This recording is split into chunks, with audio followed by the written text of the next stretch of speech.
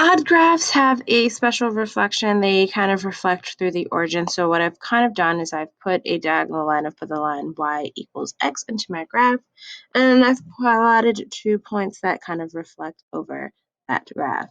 So when I look at the coordinates, because that's going to help you the most if the visualization isn't all that helpful, I've got these coordinates at, maybe I do, maybe I don't. Here we go. There we go. Got this first one is at -1, +3.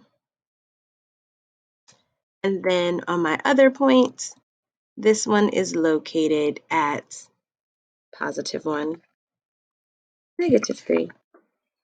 And in my graph, that is what a reflection through the origin looks like. Basically, your x and y change signs. X and y change signs. And that is how you can use your points to tell if something is odd. Now, if I were to take my diagonal line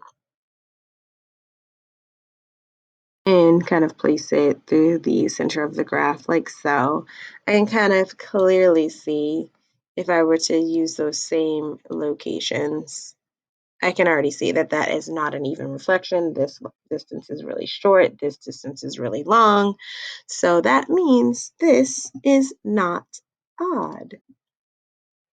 And keep in mind, not odd just means not odd. It doesn't necessarily translate to being even. It just means that it is not odd. The proper term that we would look at if we were looking at all 6 of these graphs again. So let's say this is graph number 6. It's not odd.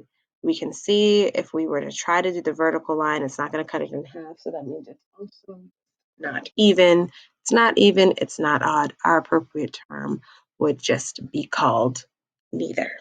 And truth is, most graphs are actually neither even nor odd. Most functions are actually just neither. So being even and being odd are very, very special properties. Not everything has it. And that's how you can tell if something is going to be even. Check for that diagonal reflection and see if your points change signs. And they should be equidistant from the line of reflection.